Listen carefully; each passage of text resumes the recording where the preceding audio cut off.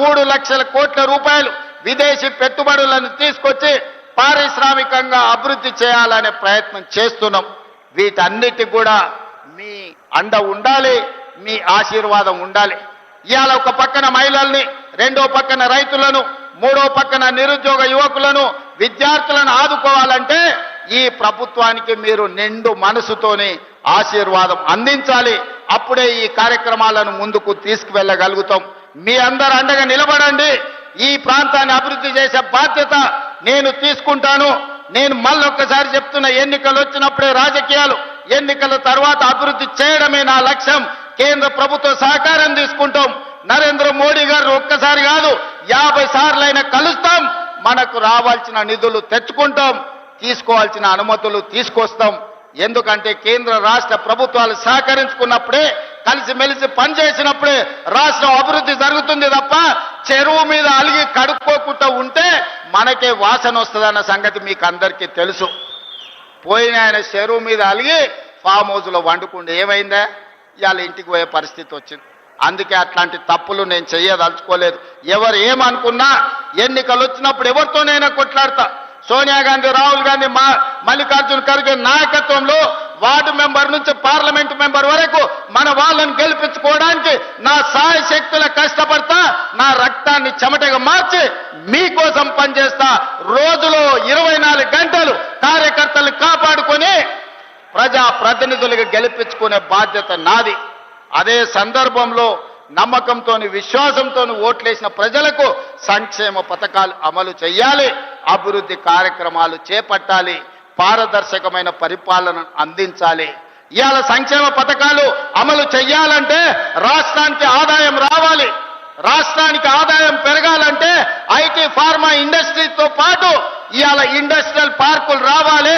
పరిశ్రమలు వచ్చి పెట్టుబడులు పెట్టి మన నిరుద్యోగ యువకులకు ఉద్యోగాలు వచ్చి రాష్ట్ర ఆదాయం పెరిగితే ఆదాయాన్ని పెంచాలి, పేదలకు పంచాలి అనే లక్ష్యంతో ఈ రోజు రాష్ట్రాన్ని ముందుకు నడిపిస్తున్నాం. ఇవన్నీ చెయ్యాలి అంటే ప్రతిపక్షాలతో సహా కేంద్ర ప్రభుత్వ సహాయం కూడా కావాలి. అందుకే ప్రతిపక్ష నాయకుడికి నేను విజ్ఞప్తి చేస్తున్నా, రండి శాసనసభ మాట్లాడండి. మీ 40 ఏళ్ల రాజకీయ అనుభవాన్ని మాకు సూచనలు ఇవ్వండి. ఎక్కడైనా మేము తప్పు చేస్తే సరిదిద్దుకోవడానికి మాకు సూచన చెయ్యండి. మీరు అధికారం ఉంటే వస్తాను, లేకపోతే నేను పోయి ఫామ్ హౌస్లో పడుకుంటానంటే ప్రజలే ఆలోచించి విచక్షణతోని ప్రజలే నిర్ణయం తీసుకుంటారు. ఇవాళ మేము 10 ఏళ్ళు ప్రతిపక్షంలో ఉన్నాం. ఎమ్మెల్యేగా ఉన్నా, ఎమ్మెల్సీగా ఉన్నా. 20 ఏళ్ల నుంచి నేను జడ్పీటీసీగా పనిచేసిన, ఎమ్మెల్సీగా పనిచేసిన, 2 సార్లు ఎమ్మెల్యేగా పనిచేసిన, ఓసారి ఎంపీగా పనిచేసిన. ఈ 20 ఏళ్లలో ఎన్నడూ నేను అధికారంలో లేను, కానీ ఏ ఒక్క రోజు కూడా సెలవు తీసుకోలే. ప్రతిపక్షంలో ప్రజల తరఫున ప్రశ్నించే గొంతుకలై ఉండాలి. ప్రతిపక్షాలు ప్రజా సమస్యల్ని లేవనెత్తే విధంగా మాట్లాడాలి. ప్రజల పక్షాన నిలబడి ప్రభుత్వాలను అడిగి ఆ ప్రభుత్వాలతోని పనులు చేయించే బాధ్యత తీసుకోవాలి. అప్పుడే రాణిస్తాం. ఏదో ఒక రోజు అధికారంలోకి రావడానికి అవకాశం ఉంటుంది. 20 ఏళ్ళు ప్రతిపక్షంలో నిలబడి జడ్పీటీసీగా, ఎమ్మెల్సీగా, ఎమ్మెల్యేగా, ఎంపీగా, కాంగ్రెస్ పార్టీ అధ్యక్షుడిగా పని చేసిన కాబట్టి ప్రజలు నిండు మనసుతోని ఆశీర్వదించి 92 లక్షల మంది ఓట్లేసి తెలంగాణ రాష్ట్ర ముఖ్యమంత్రిగా ఈ రోజు బాధ్యత ఇచ్చిండ్రు. ఆ బాధ్యతతోనే ఇవాళ జైరాబాద్కు వచ్చిన జైరాబాద్ ప్రజలకు ఆగిపోయిన పనులను పూర్తి చేయాలన్న ఆలోచనతోటి మీ అందరినీ కలిసిన. ఏ రోజు కూడాని నేను ముఖ్యమంత్రిగా అహంభావం వ్యక్తం చేయలే. నా దగ్గరికి చిన్నోడు వచ్చినా, పెద్దోడు వచ్చినా, పేదోడు వచ్చినా, ఎవ్వరు వచ్చినా అందరినీ కలిసిన. వాళ్ళ బాధ విన్నా దానికి ఏదైనా చేయగలిగిన సాయం ఉంటే చెయ్యాలన్న ఆలోచనతోనే ముందుకు వెళ్తున్న సోదరులారా, ఇవాళ కూడా మా జైరాబాద్ సోదరులకు నా విజ్ఞప్తి ఒక్కటే, మీరు అండగా నిలబడండి.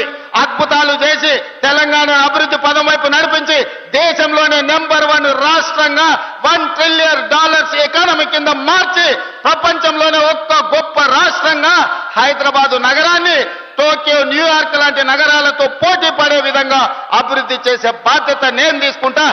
రీజనల్ రింగ్ రోడ్ కావచ్చు, మెట్రో రైలు కావచ్చు, మూసీ నది కావచ్చు, భారత్ ఫ్యూచర్ సిటీ కావచ్చు, వీటన్నిటినీ అభివృద్ధి చేసి ప్రజలకు అంకితం చేసే వరకు నిద్రపోను, సెలవు తీసుకోనని తెలియజేస్తూ మీ అందరి దగ్గర సెలవు తీసుకుంటున్న. ధన్యవాదాలు మిత్రులారా.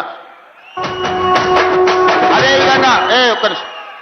సురేష్ అన్న ఈ ప్రాంత రైతుల గురించి షుగర్ ఫ్యాక్టరీ గతంలో ఉండే 10 లక్షల మెట్రిక్ టన్నులు ఈడ షుగర్ ఉత్పత్తి చేసేది షుగర్ పరిశ్రమ ఉండాలి అంటున్నాడు.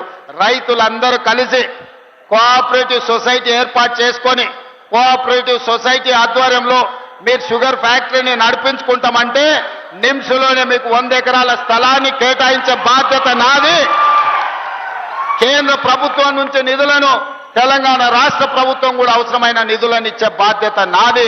ఈ రోజు కులగణన చేసిన లేకపోతే ఈ రోజు సామాజిక వర్గాల ఎస్సీ ఉపకులాల వర్గీకరణ చేసిన ఈ రోజు సమాజంలో ఉన్న రుగ్మతలను తగ్గించాలి, ఈ సమాజంలో అందరినీ సమానంగా అభివృద్ధి చేయాలని ఎస్సీ కులాల వర్గీకరణ చేయడమే కాదు ఈ రోజు జనగణనలో కులగణన చేసినాం. అదే విధంగా ఇవాళ రైతాంగాన్ని ఆదుకుంటాం.